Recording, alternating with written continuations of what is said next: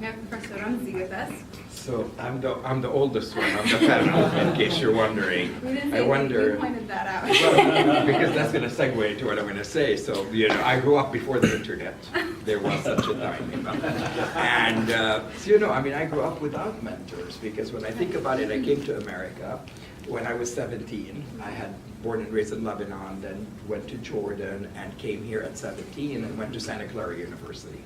Well, Santa Clara University, a beautiful Jesuit university, you may know it. I think I was the only Arab on campus. And I was lost. I was 17. I wanted somebody to guide me. And they would send me to these very sweet Jesuit priests.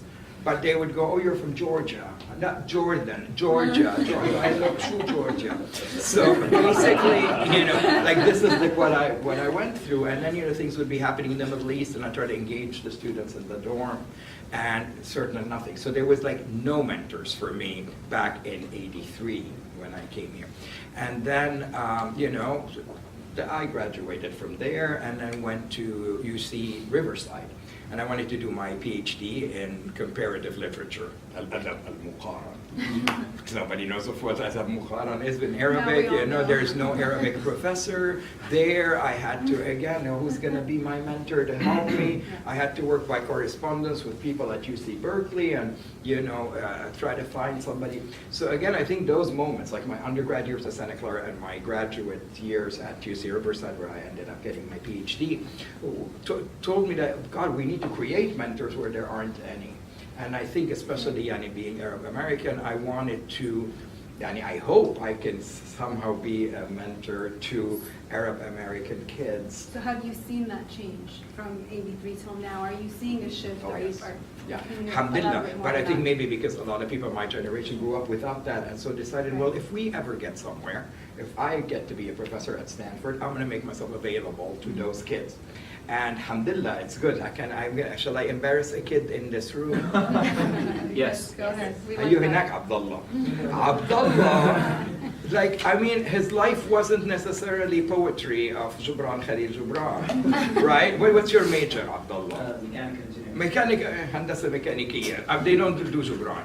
So for some reason he had a class, he had to do something about Jubran. I made him come to my office. You put your Abdullah, ila al-maktab, ya ibni. So he enters, and then I open Jubran, and we start, and he ended up writing a paper about Jubran that rocked Stanford. He literally became interested in Jubran, and I felt, hey, I'm kind of mentoring this kid into knowing about his own literature in his own language, and sometimes that's all it takes, is just somebody to come and tell you, I know we grew up in the Arab world thinking that Adab al-Arabi is boring and difficult and, Fusha and all this, but if you can relate it to a kid's life, it happens. Alhamdulillah, then the radio show came because there was also no Arabic on the radio here in California. Keep turning, okay, Sayyida Jaje, that's how you say Lady Gaga. All this stuff, right? And where is Fairuz? Where is Palestinian hip hop? Where is, nothing. So I created the show Arabology. I became trained as a DJ.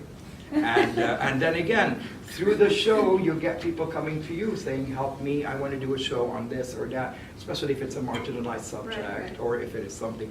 For alhamdulillah, it kind of the mentorship role found me. And I was so happy to fill it, and so I try to fill it, Amazing. Professor Ramzi, I wanted to ask you, so how do you see a gap between mentorship today with millennials? Is it harder? Is it easier? Mentorship may be facing a little bit of a challenge and maybe shifting in that aspect a lot too. So yeah, as a dinosaur, I can tell you that I'm in my 50s.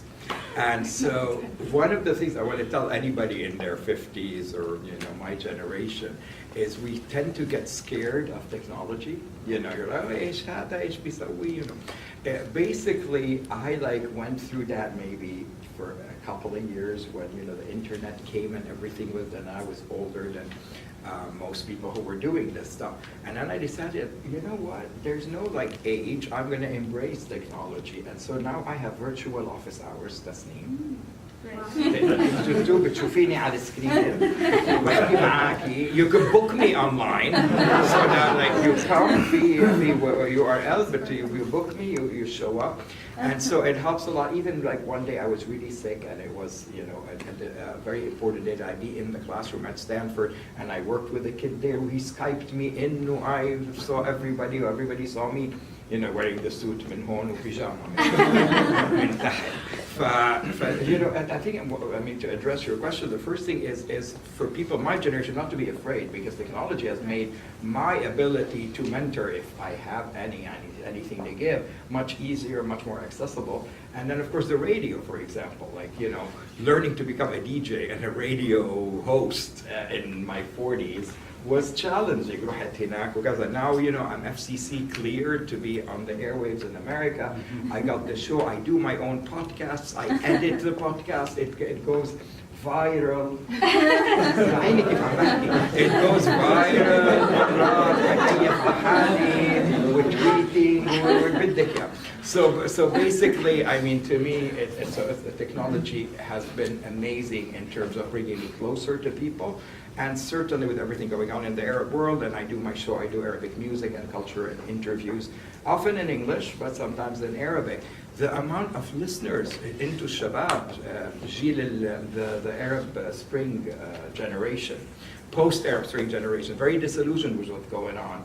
They tend to, you know, with SoundCloud, where I have my podcast, you can check, you know, with every podcast, where is the highest listenership, down to the city, down to the كمان شوي أي بقالة is next to you. It's so amazing. So I look like Egypt. Oh my gosh.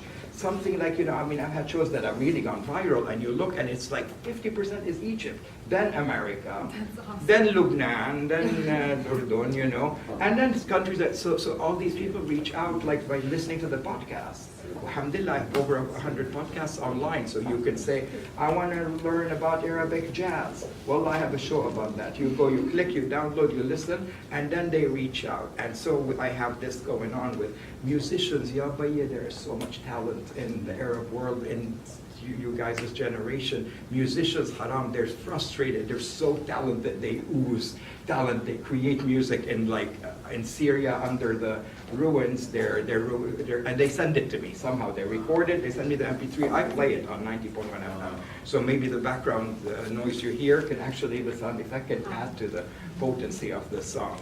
So you know, I don't judge on what is good and what is bad. If you send me in a okay sound and it's FCC safe, I will play it.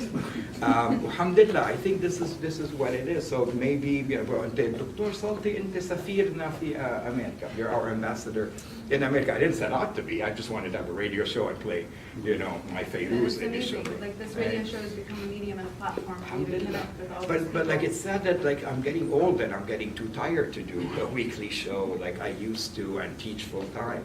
So I look and I'm like, come on kids, hada yiji, let me try, you know, take over, become DJs, get on the airwaves. There is such a lack of positive Arab role models in the media. And we all know sometimes it is, you know, because they put too many obstacles, they don't want you representing the Arab world in a positive way. But there's also the fact that we tend to kind of say, شو بدي بالmedia, شو بدي بالliterature, شو بدي بالموسيقى. And frankly, I think there is a chance. You can start with public radio like KZSU, you know, it's the Stanford owned radio. You can go to NPR, and from there, inshallah, they'll pick you up. Sounds great. So technology is definitely shifting a lot. Professor Ramzi would like to say something. Yeah, guys, we know that the Arab world is in trouble, that we are demonized. I'm not Muslim, but I feel the effects of Islamophobia every day. And I know that in this room there are 3 people that I was privileged enough to meet and who I was able to help with their ideas. They're all working in successful companies here in Silicon Valley. Some of them were refugees who came on a boat. Some of them were persecuted for other reasons, personal reasons. And if it weren't for Arab Americans who stood by me and gave a helping hand to these people, they would still be where they are. the American economy would be perhaps a little bit weaker because all these people are now what we call, they're capitalists or whatever. My only hope is that they will pay it forward because perhaps by doing that, there is a financial gain in the end. But more importantly, there is such a spiritual gain of being able to do that for someone because there are so many refugees right now with so many amazing ideas and talents. Just give them a piece of bread and they will do a startup that will knock your house out. And you brought a whole bunch of them from Egypt. And she brought these, what was it, 10 of them? They said they want to meet Dr. Ramzi Salti at Stanford University. So she brings me these children. They really became like my children. Oh, we listened to your show in Egypt, even though we don't have a 4G network. And so I interviewed each kid at the radio station, at KZSU, and then I aired it. The show went viral. Now it was not paid. And the show went viral. And then they started writing to me, Dr. Salti, Ammo Ramzi, thanks to your show, I just got an offer from here, I just did that, I just did that. But you see, these people would not have been looked at by the mainstream right now. It's not perhaps the fault of the mainstream, but it's the systematic demonization of Arabs and Muslims and whatever, and a hijabi wearing girl who suddenly was not getting a good job. I mean, these are realities, and the proof is they're sitting here. I mean, due to confidentiality, I'm not going to point them out, but I'm very proud of them. Raise your hand. No, don't raise your hand.